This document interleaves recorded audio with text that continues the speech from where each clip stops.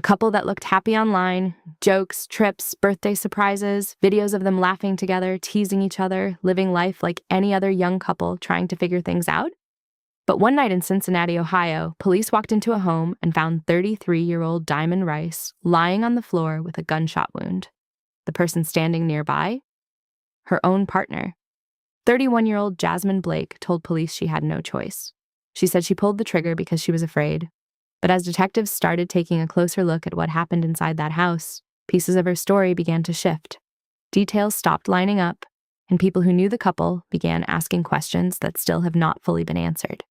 So what really happened inside that home that night? How did a relationship that looked playful and normal online end with a gunshot? Let's talk about it. Local 12's Chris Arnold spoke with Diamond Rice's dad, who talked about his daughter's legacy. Chris.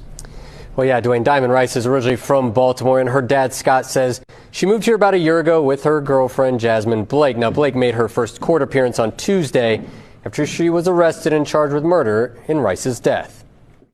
She's very kind. She's always, trying to do for other people before herself. She was real intelligent. This is how Scott Rice is remembering his daughter, Diamond. He says she had been on the wrong side of the law at one point, but changed her life around. And one way was by getting involved with youth advocate programs in Baltimore. And so she started working part-time for YAP in Baltimore. And then it became full-time. Scott says she later transferred to the location in Hamilton County and worked her way into the role of assistant director. A lot of the kids they can't get to, she can.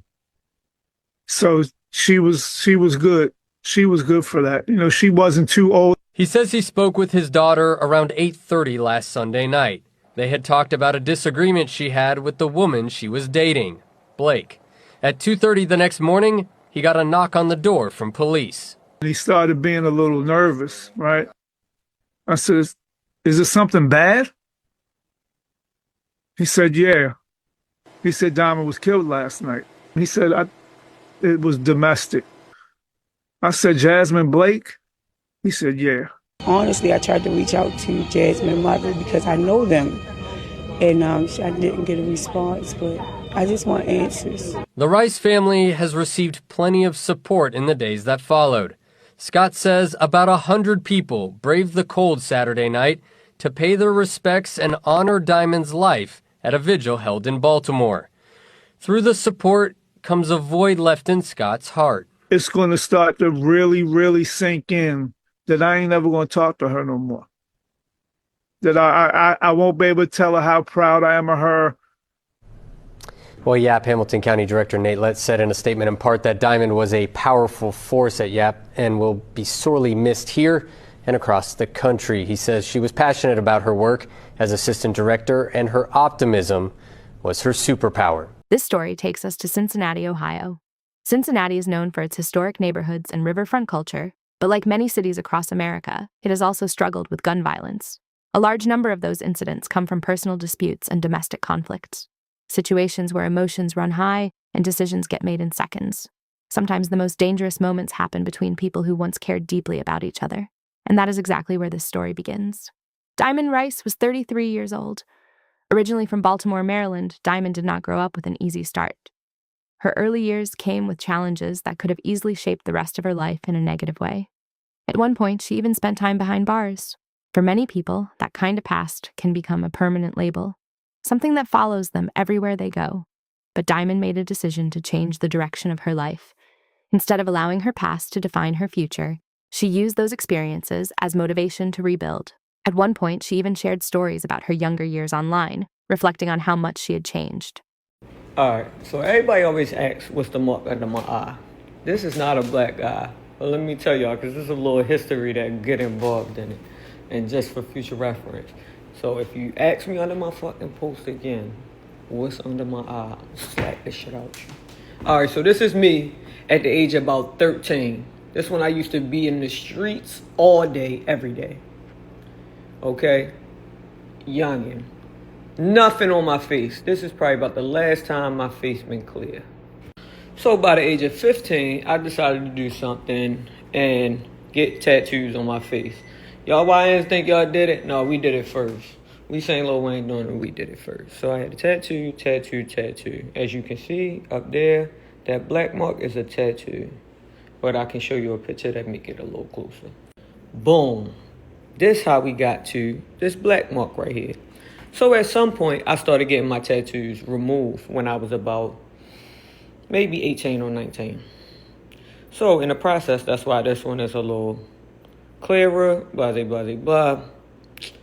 That one is still, it was a heart right there. As you can see, you can still see it if you zoom in a little bit, just a little bit. But what happened was, this was done by a fucking crackhead. All these was. So this is really a lesson for young people and about getting tattoos just to get them, you feel me, and going to people in somebody's basement and all that. So when he gave me this tattoo, the ink dipped right here.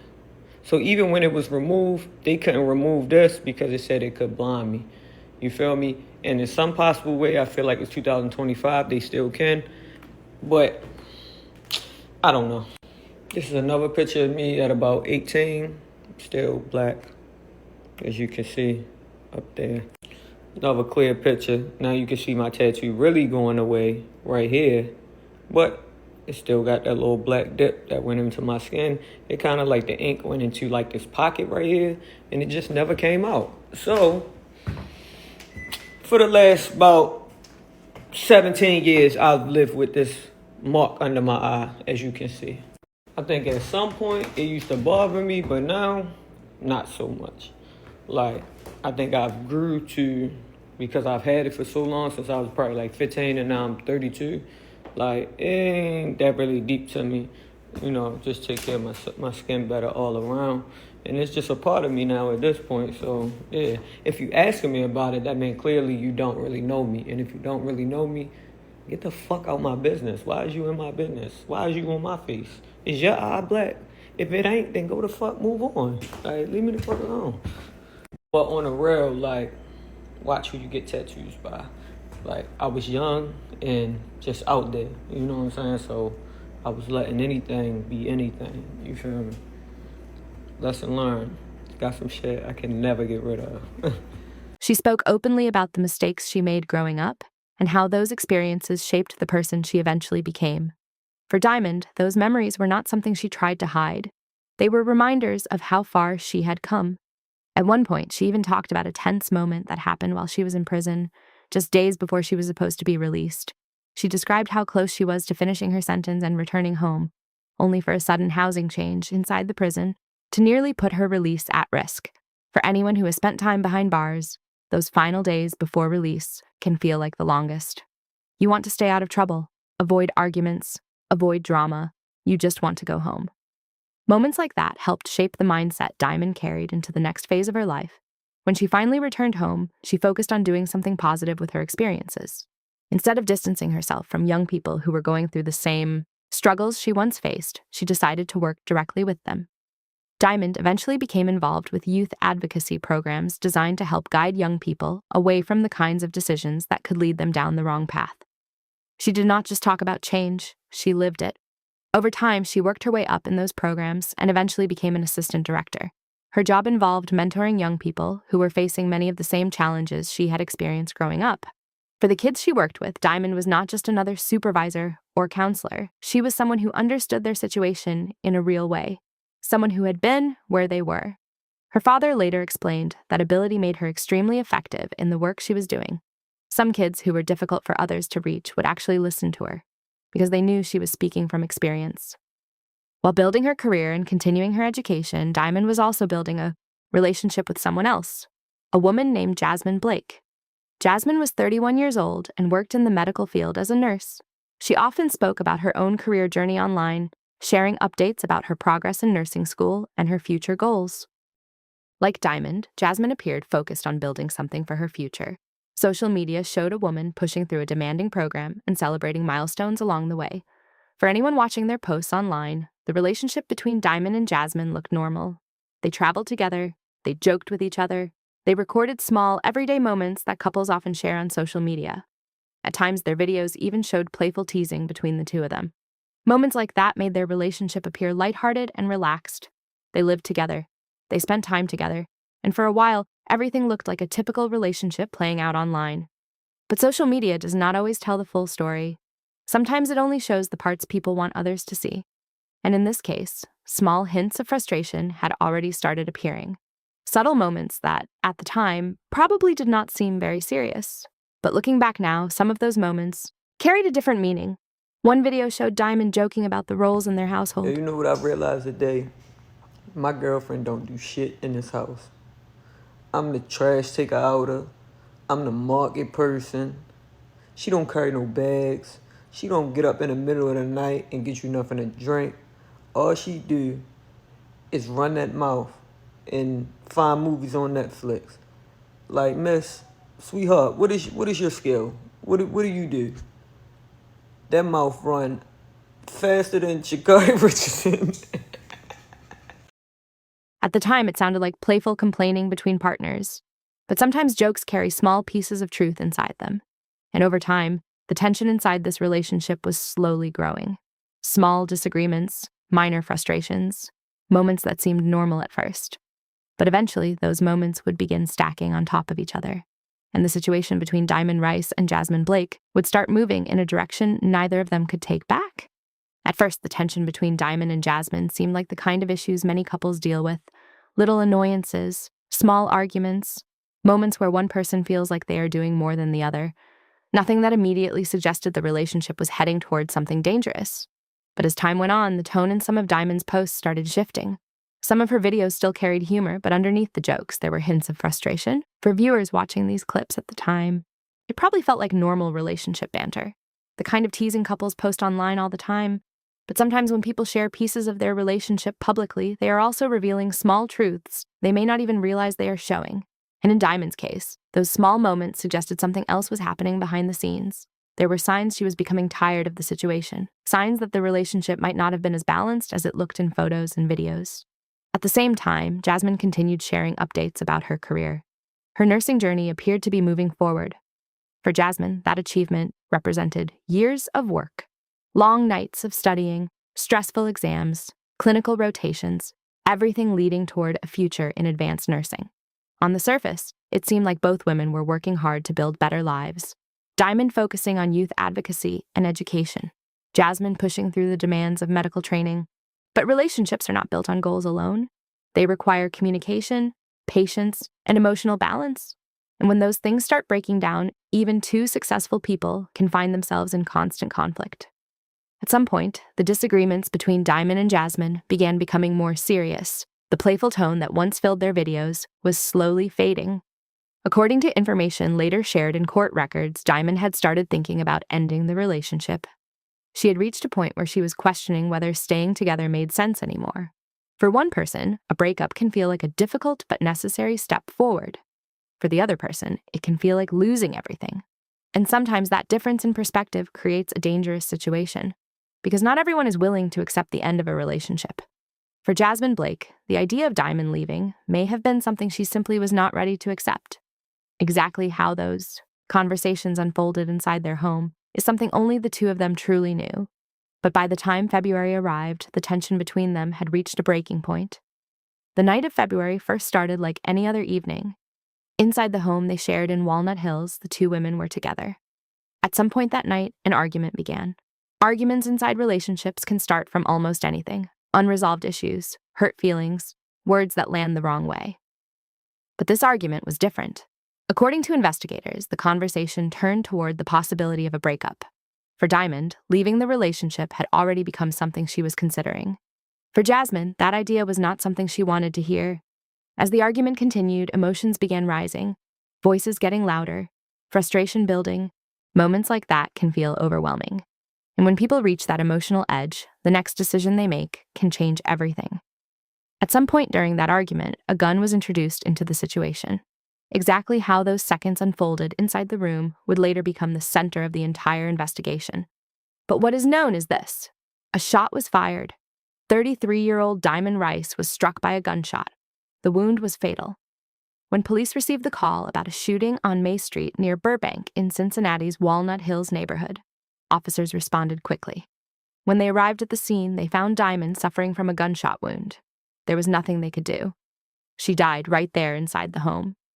The person still at the scene was Jasmine Blake, and the explanation she gave officers would immediately shape the next phase of this case. Jasmine told police that Diamond had been aggressive toward her. She claimed the situation had become physical. According to her version of events, she fired the gun because she believed she was in danger. In other words, she said it was self-defense. At first, investigators had to consider that possibility.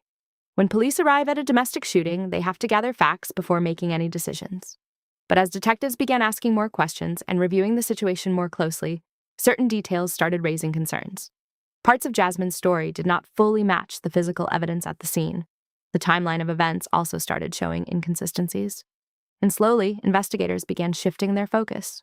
Instead of viewing Jasmine solely as someone claiming self-defense, they started examining the possibility that the shooting may have happened for a different reason entirely.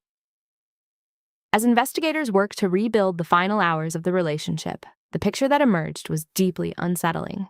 What once appeared to outsiders as an ordinary partnership was behind closed doors something far more volatile. Friends began coming forward with memories that suddenly felt heavier than they once did. Small arguments, subtle changes in behavior, moments that seemed insignificant at the time but now carried an uncomfortable meaning. Many described a relationship that had grown increasingly strained. Tension had been building quietly, the kind that rarely announces itself loudly until something irreversible happens. And then there was the final day. According to investigators, the timeline of events suggested that whatever happened inside that home escalated quickly. What began as another private moment between two people spiraled into a tragedy that could never be undone. The evidence left behind told its own story. Forensic teams documented everything carefully, every object, every trace, every small detail that might help them understand what unfolded during those final moments. But evidence can only tell part of the story. What it cannot explain is the emotional spiral that leads someone to cross a line that cannot be uncrossed. When authorities finally pieced together the events, the conclusion was chilling. The person who should have been the safest presence in the victim's life had instead become the source of the greatest danger. The arrest brought a sense of closure for some, but for others, it only deepened the grief. Families were left trying to process the unimaginable. Friends struggled with the same haunting question that follows so many cases like this. Could anyone have seen the warning signs sooner? Domestic violence often hides in plain sight. It does not always begin with dramatic incidents. More often, it grows slowly, quietly tightening its grip until the situation becomes dangerous. By the time the truth emerges, the damage has already been done. Court proceedings later revealed even more about the relationship. Messages, testimonies, and witness accounts painted a picture of a partnership that had been unraveling long before that final confrontation. Each new detail made the loss feel even heavier, because tragedies like this are rarely the result of a single moment. They are usually the final chapter of a story that had been building for months, sometimes years. Today, the case remains a painful reminder of how quickly private conflict can turn into irreversible violence. Behind every headline is a life that was taken too soon, a family forever changed, a future that will never unfold. And perhaps the most difficult reality to accept is this. Many stories like this begin quietly. They start in homes that look ordinary from the outside, in relationships that seem normal to friends and neighbors, in moments that appear small until suddenly they are not. For those left behind, the hope is that sharing these stories may help others recognize the warning signs earlier, because sometimes the difference between intervention and tragedy is simply noticing when something is no longer safe and speaking up before it is too late. Thanks for watching Gridline Crimes.